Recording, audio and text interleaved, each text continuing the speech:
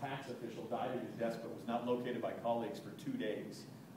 Now that's a performance-focused brand, don't you think? To heck with your internal experience, you're just like a chair. We're just going to use you until you wear out. Well, my favorite line on this, by the way, came at the end. After they said it was a 65-year-old who died on a Tuesday, was located on a Thursday, the final part of the article said procedures will have to be reviewed. How often does this have to happen before you develop a procedure around dead people in the office, right? And what do you think the procedure would say? Henceforth, no one will be allowed to be dead for more than 24 hours, after which we will have to replace them with a producing human being. The point is, the journey of the customer is the journey of your employee. And I'll tell you, if you really treat people bad, there's only so long that they're going to actually leverage out. And it's not about pay. The things we know that lead to engagement are not about pay. I know what's expected of me at work. That's the number one. You know, if you look at the 12 drivers of employee engagement, their expectations, clarity of expectations, they have to do with having adequate materials to get my work done. Not everything I could envision. Remember, you're going to get all these slides later. Don't you wish I'd take a breath in between sentences? Wouldn't that be really cool? You're going to get these slides later. So let me just go through the content as quickly as I can, because I am standing between you and lunch. And so I'm speaking as quickly as I can, because some of your stomachs are speaking to you as fast as I am. I have the opportunity to do my work best every day. Now, this does not mean that I can walk into a job and actually have the president's job of the credit union. No, that's not going to happen. But I have a line of sight between what I do well and my career development. I get recognition for work well done. Wow, this is the wow stories of service. Creating a culture where you share your wow stories of service, where you share when people are on brand.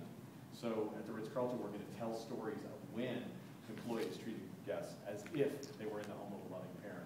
At the Pike Place Fish Market, we're going to tell stories of examples where our employees acted in a manner that treated the customer as if they were world famous. We're going to do that to constantly keep the conversation going so people can improvise against those examples. It goes on down to someone seems to care about me as a person, someone encourages my development. It gets into the whole strangeness of, well, I have a best friend at work. What's that social media opportunity to interconnect people for greater leverage so they work together better?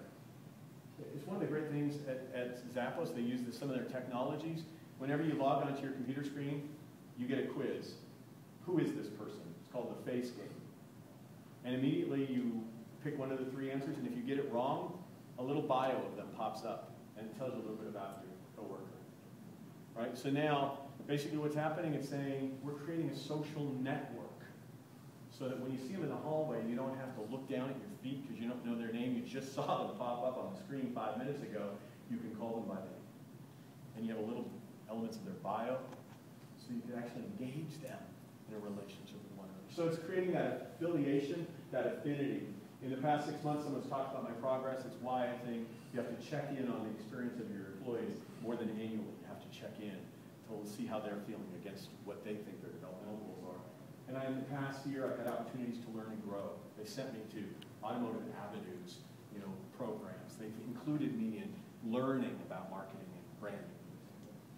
So, because of that, Starbucks has done really well. One of their key brand messages in creating the living room of the community is it's your community, it's your Starbucks. You're responsible for creating their living room. What do they need? And guess what?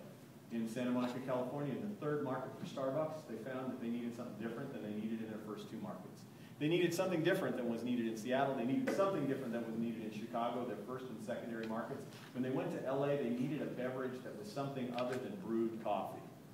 On a Friday night at the Promenade, Dina Campion, a barista in the Santa Monica store, said, my customers aren't buying brewed coffee. They need a different product.